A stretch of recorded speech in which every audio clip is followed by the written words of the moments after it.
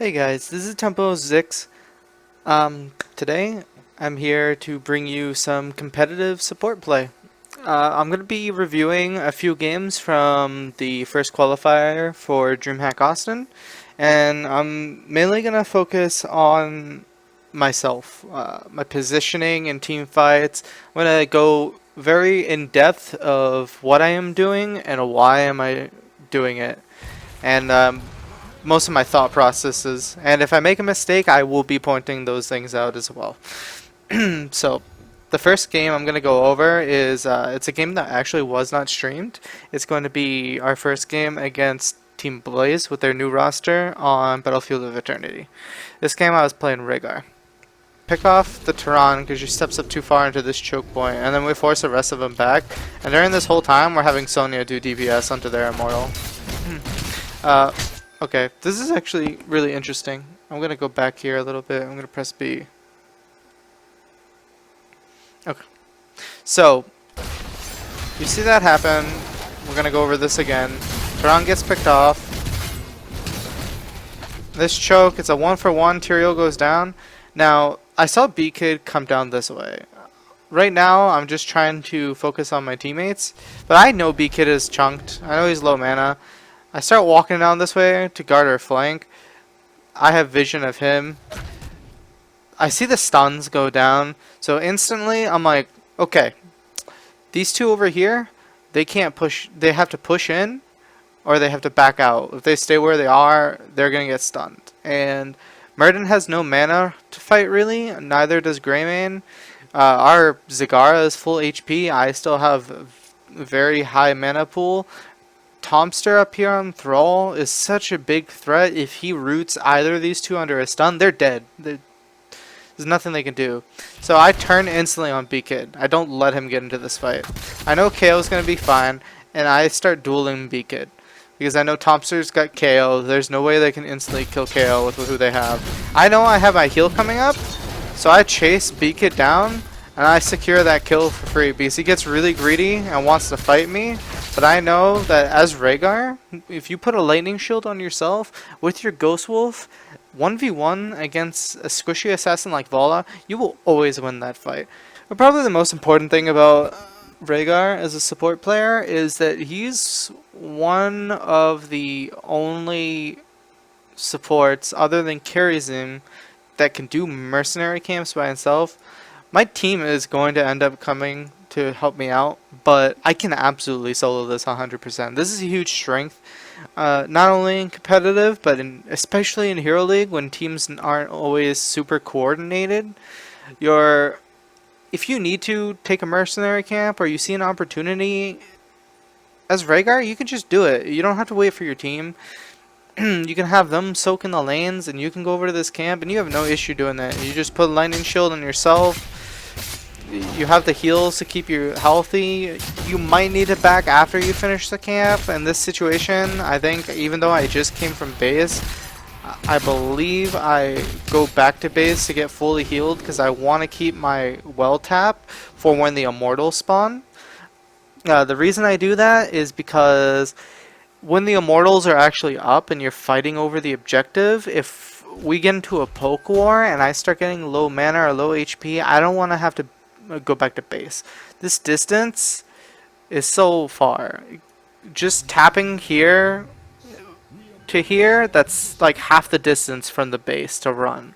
So you just end up getting to the fight much sooner.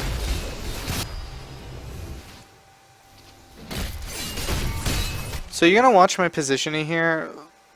Even though we have the Immortal, I'm standing back here. A few seconds ago you saw me standing in the bushes. That's because... Can I switch to... I can't do it. I wanted to switch to vision. I will get it eventually. Okay. There we go. So, this is our team's vision. I see Greymane. I see False at bottom. Their Vala, Tyrande, and Muradin are missing still. And this was just spawning. So what I was doing is I'm literally just sitting in these bushes. Even though they're not level 10, they're pretty close to it. And they might feel pressure to just force a fight. And the only way they can win in that sort of situation, there's like a 20% chance that they could kill me, but I don't want to even give him that possibility. There's no reason to. So I don't want to waste the sanctification on me having poor position. I don't want us to have waste a sunder or a maw, because these are all crucial for team fight abilities. So I sit in this bush. I sit very, very safe in the back line. That way there's no chance. They have no vision of me. They don't know where I am, and they can't engage on me. See if there's anything. I don't think I need to talk about my positioning here, because literally my team just carried this game right then and there. I don't think we just get kills and I don't need to ancestral. It's amazing. Goku sees the opportunity, he jumps in there, they're in this little choke point. I'm rushing in. I don't care because I know we have sanctification. So my positioning right now would be really, really, really dangerous. But I know we have a Tyrael. I know we want to force a fight. So it's actually safer for me to be forcing myself in there with my team. So then we end up stacking on top of the sanctification that's dropped. And now there's no way of them answering. All 5 of us are in this sanctification. They've just gotten chunked. They're split up. They cannot turn this fight. There's nothing they can do. And then we end up turning and just killing this Tyrande. It seems small. Like, we use so much for 1 kill, but it's 1 kill while the objective is up, and that's going to secure us to the objective, and there's no way they're getting to ours. Alright, so this is a better game to watch. This is our second match against Team Blaze. We were 1-0 in the series, and I think they took us to Infernal Shrines, or we picked it. Again, this game I'm going to be playing Rhaegar. This one I needed to be a lot more careful with my positioning. I know last game they had Tyrande and Muradin, and that's pretty scary. But this game they have Dahaka, who has isolation and his tongue drag, and then they have Muradin.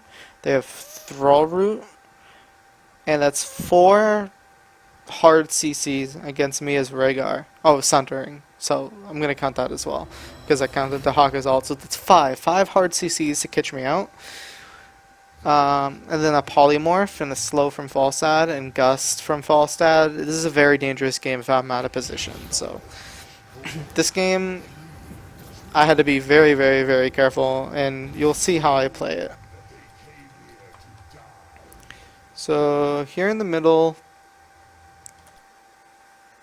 let's go back a second. I want to explain something I do here that's going to seem a little weird to people. So most teams will end up going 5 men to the middle lane because they want to clear the mid lane first before the other team does. We have the better wave clear. We have the more aggressive. Our aggression is kind of the same, but our wave clear is better. So we want to like pick a fight here. We want to clear the wave. So you see right here, I get out of Ghost Wolf. That might confuse some people. You have more move speed in Ghost Wolf. You have a little more damage when you attack somebody. You have a lunge in Ghost Wolf. The reason I do this is simply because when you lunge at somebody in Ghost Wolf, if a fight is starting, your mount is on cooldown. And for 4 seconds, you cannot go into Ghost Wolf form. That instant that you do that you attack and you come out of Ghost Wolf in the middle of a team fight, that Muradin, the Dahaka, the Thrall, they're going to know that, and they're going to turn on you. They're going to go for you, because they now know you have no escape for yourself. You have no Ghost Wolf to get out of that situation, and they can catch you. It's significantly easier for them to stun lock you down in that situation. So I do that because when the team fight starts, I want to be able to throw out heals and a lightning shield on my teammates to help them during the team fight. And then that way I'm not dropping my Ghost Wolf, and so if I need it, if they turn on me for whatever reason, I'm able to just hit Z and get on out of there and reposition myself in the team fight. And you're going to see me do this a lot in this game. And I'm playing really aggressive here. I just dropped Ghost Wolf. I want to clear the wave, but this is really greedy of me. Muradin's not going to go mid. There's nothing he can do in mid. He can't make it to bottom in time. He's gonna stay up here. There's a lapse of judgment. I end up running this way because I wanted to try to juke the stun. And you see, I go down, I fake that I'm going down, I quickly attack the false dad to lunge backwards so the stun misses. And I'm hoping that that's enough time for my team to just get as much value as they can and that I can get out. Unfortunately, now I don't have Ghost Wolf, and Dahaka has a really good burrow here. Sorry, excuse me, got a little tongue tied. And he just gets that Q off, and I end up dying in the wave. It's really unfortunate. It was a really good burrow by him. I could have gotten out if it wasn't for that, but I shouldn't have been in that position in the first place. We have Kerrigan, we have Jaina. We want to fight over this. You see that I dropped Ghost Wolf farm over here before I entered this corridor, this area, because it's a really bad choke point, and I don't, if I get flanked, I want to be able to, again, have Ghost Wolf up as soon as they jump on me. That way I can dodge skill shots and get out of a bad situation. I Ghost Wolf because I want to reposition myself, and so I want to check this bush and go under and try to keep control on this side. And this is good because I see them all coming from this side, so I just loop around this way because I don't want to go back up. That's going to be the way they can stun me. My only choice is to go this way and back around to rejoin my team. And then you see, as soon as I know I'm not in danger, I drop Ghost Wolf so the cooldown starts counting down, and then again I'll have it up. And so they lost their opportunity to jump on me. I'm playing really safe. They cannot jump on me, so they end up trying to pick a fight on top of ETC and Kerrigan. And this is really good because if they don't kill me, they're going to have a rough time winning the team fight because we have all these stuns and I can keep our team alive. And so we do a nice trade with Blizzard. They jump out, or they try to jump out. We turn around and stun him. We know that he has a burrow. We didn't quite have Zul here yet, so we back off a little bit. As soon as Zul gets in, he goes for a root, really nice root. We know that root's coming in, so we want to push in. We want to get control over this area. We don't think we're going to get any kills necessarily. I think we end up picking up this false set, but if you watch my positioning here, I don't go for the kill on false set. I don't funnel into this choke point and like Ghost Wolf. You want to get, sometimes you see, oh, this guy's about to get rooted, we can get this kill, I need to do as much damage as possible. But if I go into this choke point, if I overextend, what I'm not doing by going for this kill is I'm not watching this area.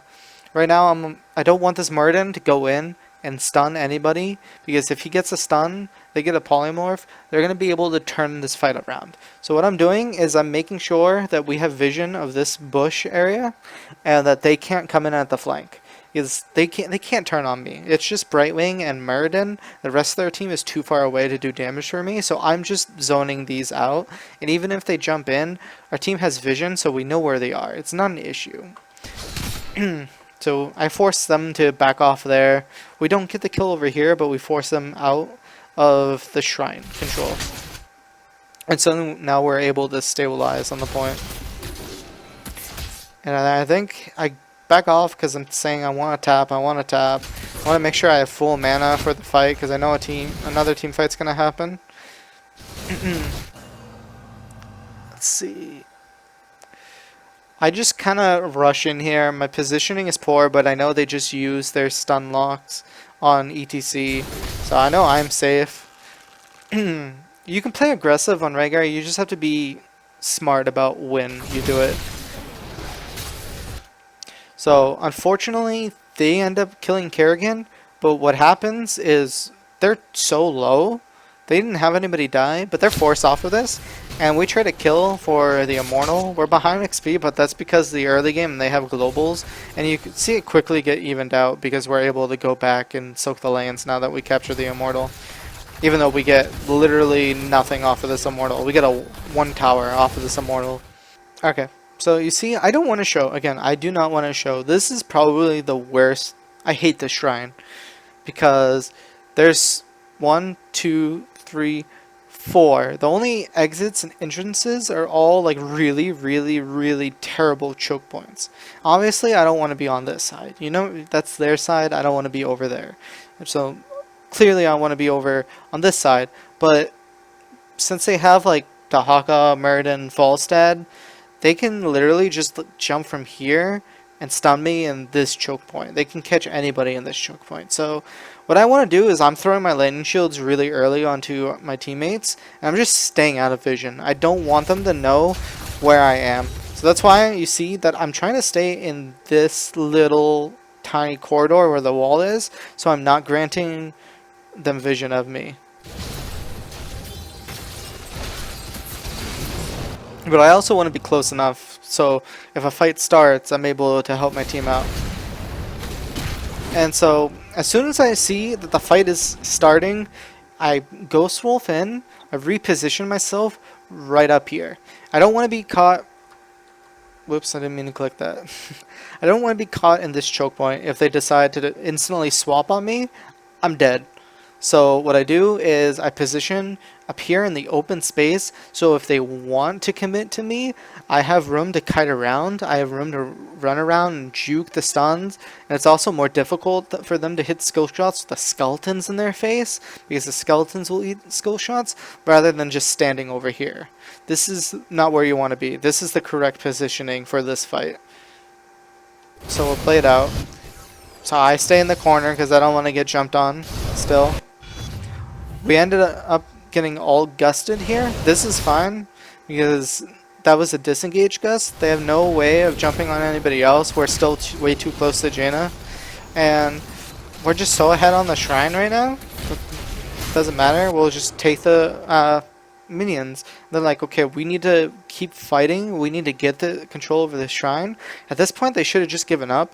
What they do is they get greedy. They panic. They want to kill the shrine. And they have poor positioning. And then ETC gets a 3-man power slide. Falsight gets instantly blown up. And we're able to just push into the fight. And even if we don't get any more kills, we do get to Haka. I think we get Meriden. Yeah. No. Okay, it looks like it gets out. Even without getting that extra kill, we got the Immortal. We got 2 kills because they got greedy, because they panicked. And we played that team fight correctly. Alright, so I just wanted to thank you all for tuning into this video. I hope you get a lot of insight on how to position as a support, and I hope you liked this video, and I hope to see you again on the next one.